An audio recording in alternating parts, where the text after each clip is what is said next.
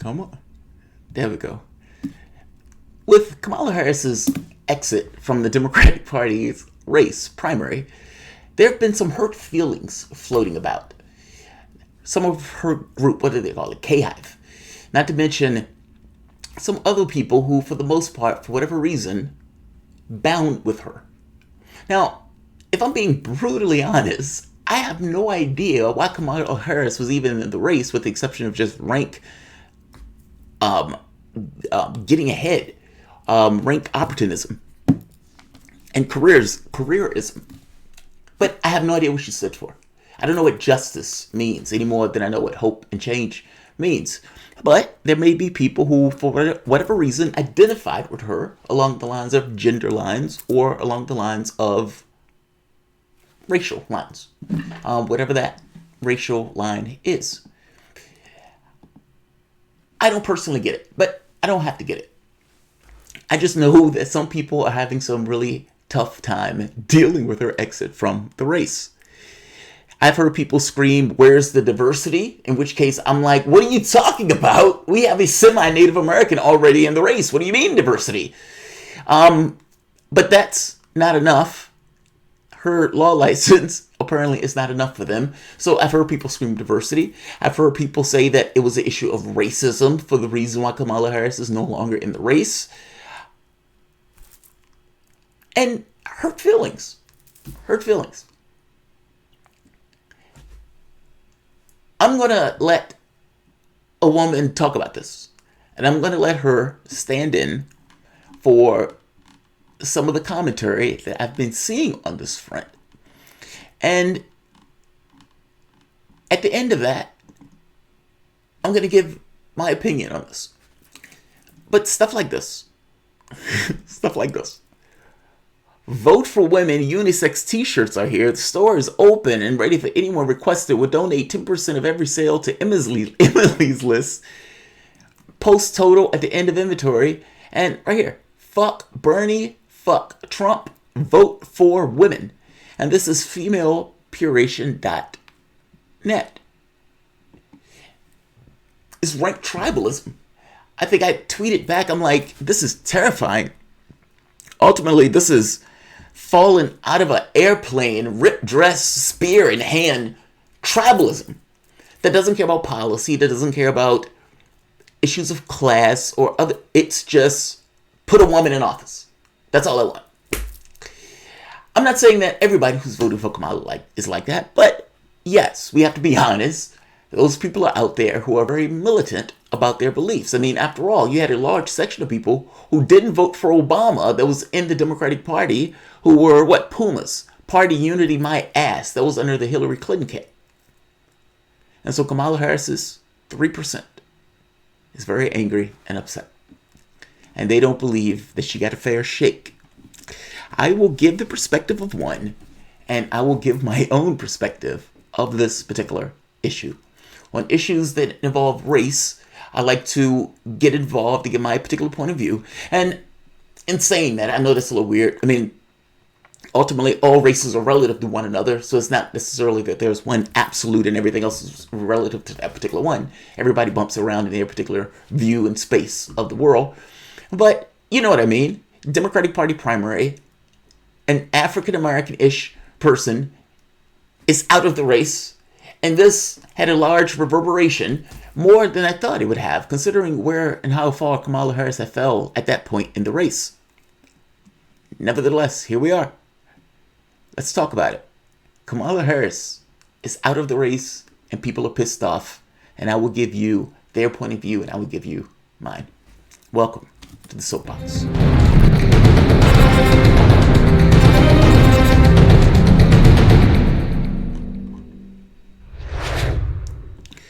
My name is Jamarl Thomas. This is the Progressive Soapbox. Guys, if you dig this content, please like, share, subscribe. You can always support PayPal or Patreon.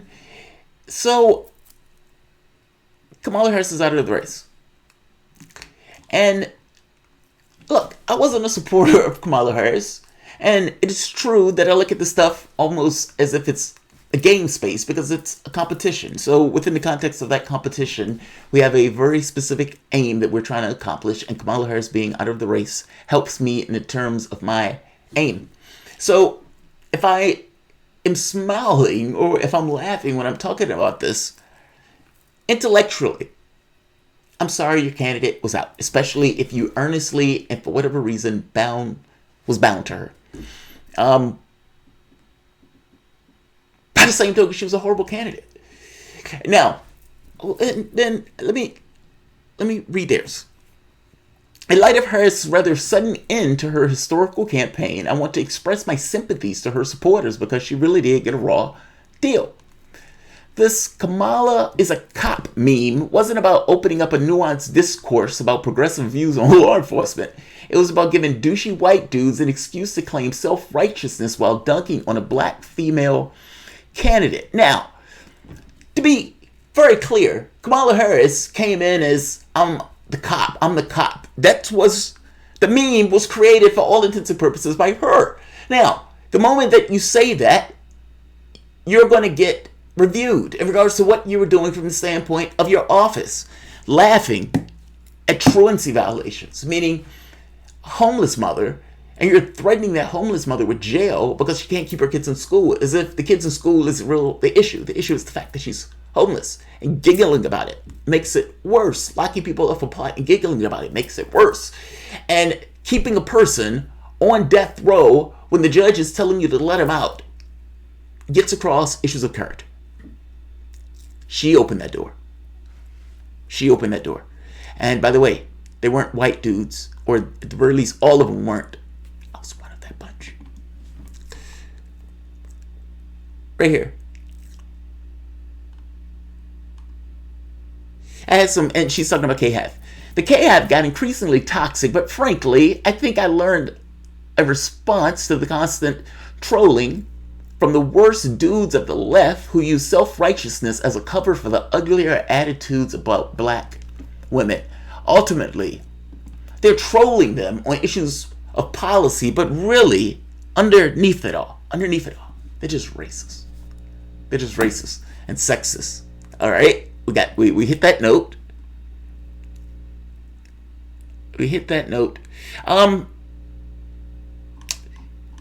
Look, a few points. Just a few points.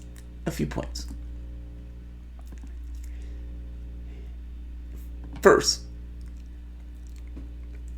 there is no expectation of having in perpetuity a black president. I think black people need to get over that. That wasn't going to be something that was going to be there forever. That was more of a fluke, not necessarily a feature, even though going to the moon once kind of makes the point that you can go to the moon again. Maybe just not in the next year. Second point, that African American president gave 95% of the income gains to the top 1%.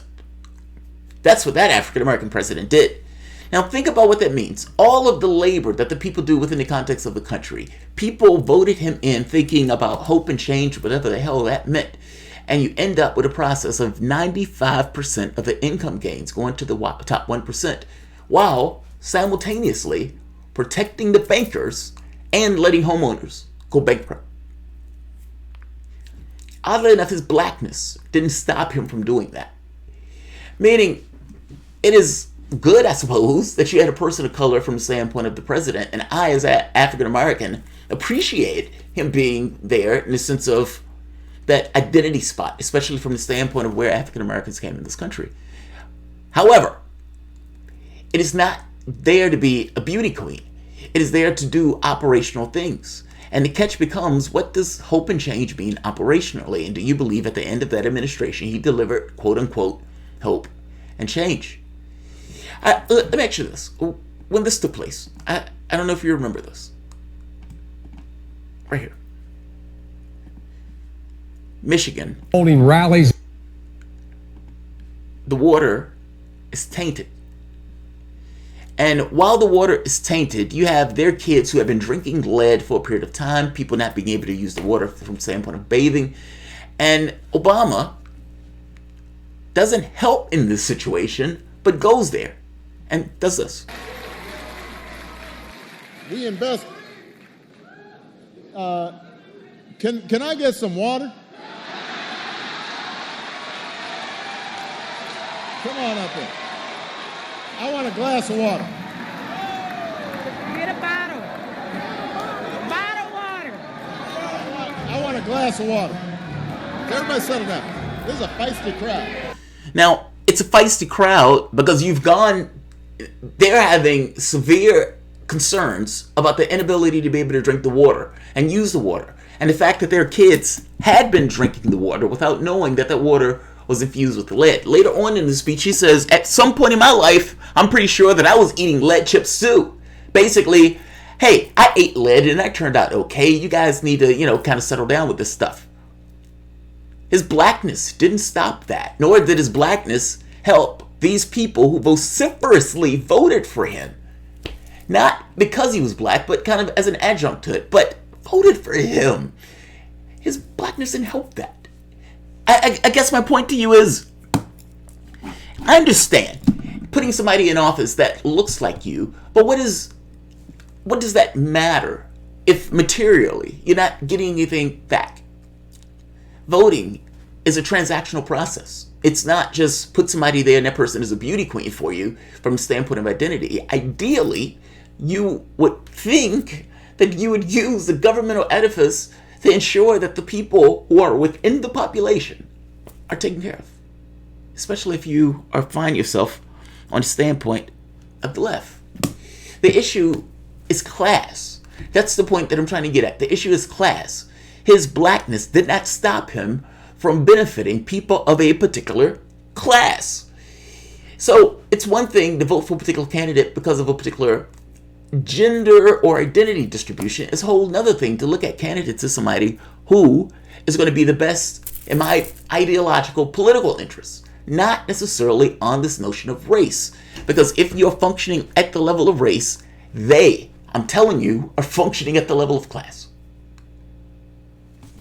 Just saying. Fourth point. Blacks could have voted for Cory Booker and Kamala Harris. They just didn't. Let me repeat that.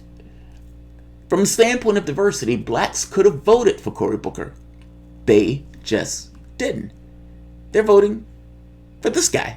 This is the guy that African Americans want. In parks, trying to get black men to understand it's not unmanly to wear a condom. Getting women to understand they can say no. Getting people in the position where testing matters. I got tested for AIDS. I know Barack got tested for AIDS. I know Obama, he got tested for AIDS. It's not unmanly to wear a condom, dog. It's not unmanly. It's not unmanly. Blacks want that guy. They want the guy that said you don't know how to raise your kids. Now, people may look at this and be like, that is peculiar. Why would blacks vote for a guy that was instrumental in locking them up in those times, working with segregationists to do it, is out there telling black men to put condoms on because it's not unmanly to do so. That says they don't know how to raise their kids. Why are they voting for that guy? That's so mysterious. And these other blacks are in the race and they're not voting for them. Here's the catch. And this is not, like rocket science per se. It's not about, at least entirely, race. Barack Obama wasn't chosen because he was black. He was chosen because he was a talented politician that just so happened to be black. And the black added an oomph to the vote, but it wasn't the primary mover. People may forget that, but that's true. You may get an uptick in the number of people, African Americans, that may vote for Obama because, again, that is more oomph. But that race started off with this notion of Clinton as being the one that was inevitable. When it didn't seem like she wasn't necessarily inevitable, and this politician, talented, could win, well, they bet the farm on him. It is very important to get that across, though. The race itself wasn't primary in regards to the African American support. I don't know why people think that blacks, just for whatever reason, mindlessly vote for other blacks. They don't. I don't know why they believe that, but that seems to be what takes place. Right now, the current in the election, this point, deals with legacy versus tear it all down, something new. Meaning, from the standpoint of African Americans in this race, there's a, you could say, a split in the younger demographic that wants change and that is not necessarily wed to the Democratic Party in this way. And you have older blacks who want consistency and protecting Obama's legacy, not to mention ensuring of electability. They think he can win. Kamala didn't factor into this. I hope you understand me. She popped up for a little bit of time, but ultimately she did not factor into this. People had chose Biden and people had chose Sanders, and both they knew what each one of those guys stood for. African Americans, for the most part, hadn't wavered over Biden even after she went after him, and the younger votes didn't waver from Sanders. So the two blocks, in this case, Biden and Sanders, two white men, one Jewish, got the lion's share. It was about policy. It was about policy. What they cared about was what is the direction of the country going, or at the very least, what is the direction of the Democratic Party going? And that split went in line with, we want change, fundamentally, even among blacks of a younger age. We want to stay the same. We want to go back to Obama's. That's the split. Corey and Kamala doesn't factor into that. Nobody knows what Kamala Harris stood for. And when people are looking for something in the sense of the direction of the country, they're very two clear sides. And the rest of the people are some gradation in between. But again, this was an issue that Kamala and Cory Booker just didn't factor into. It wasn't unfairness. Nobody treated her wrong. Kamala Harris, in fact, had more billionaires than anybody else. Look at this. She had 46 billionaires. Cory Booker had 45. And Cory Booker was out there begging for money.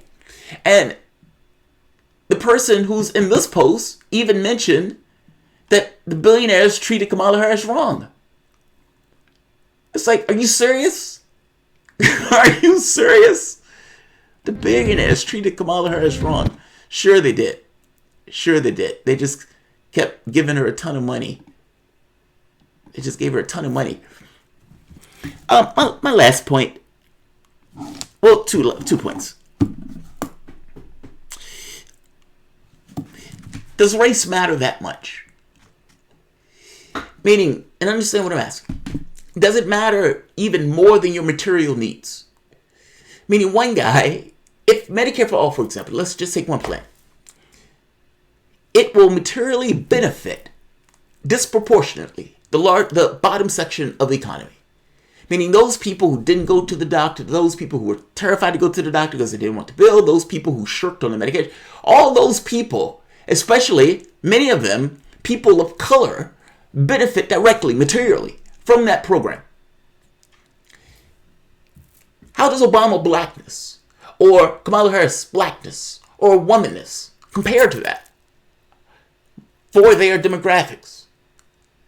I hope you get what I'm saying. It doesn't matter that the guy is white, or it doesn't matter that the guy is Jewish. What he's saying is going to materially benefit the various people within the standpoint of the society, and the people who are pushing for him are doing so for that very specific reason. Now, KHAV might have gotten bullied, but that's just because there are so many of the Sanders supporters in comparison to KHAV. And I'm sorry you got bullied. It's a contest, and we're trying to push a political opinion. And I would wager to you that the issue, more than anything else that was being pushed, was policy. Those things that people saying the supporters care about. It's policy. Why? Why are you willing to give up your own material comforts and the things that will benefit you materially for issues of identity? Obama let the homeowners go bankrupt. How does this blackness factor into that? I guess I'm making the point that, which is more important? Not having those people go bankrupt or him being black. And if you had a Sanders in that administration, do you believe he would have let those homeowners go bankrupt? And of course, you know the answer is no.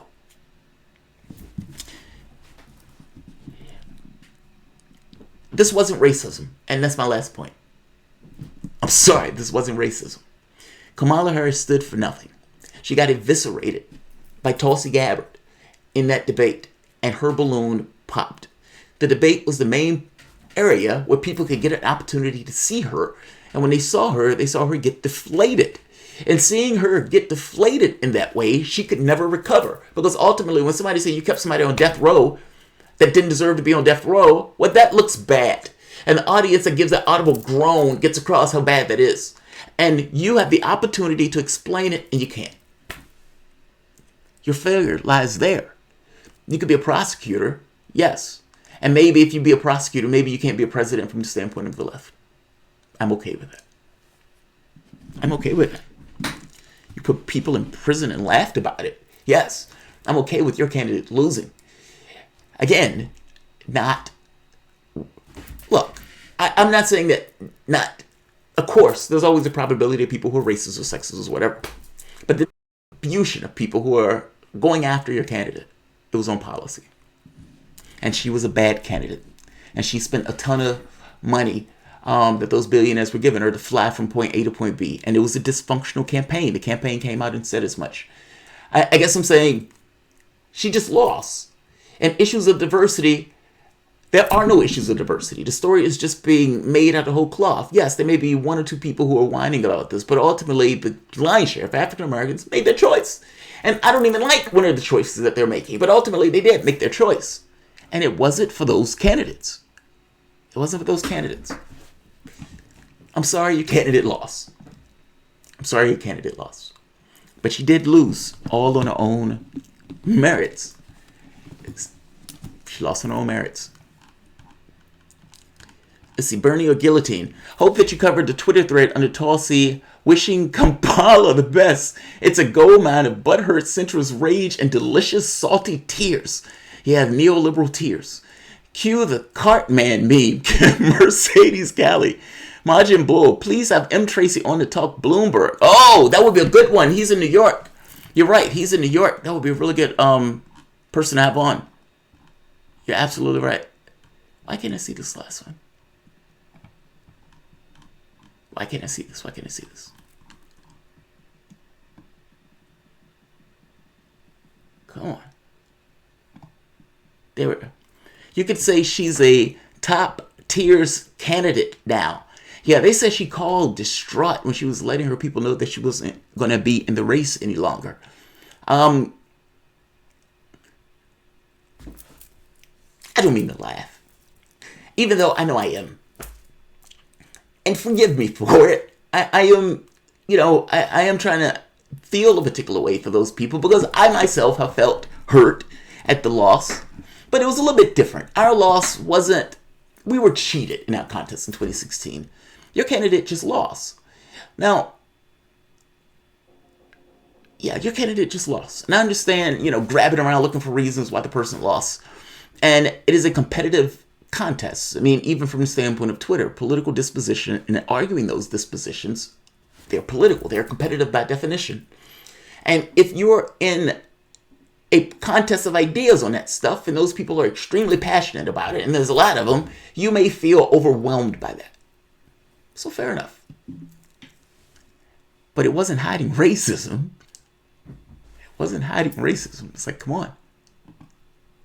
Tracy thinks Bloomberg has a chance. After listening to him, I unfortunately see his point. Yeah, I'm going to have to bring him on.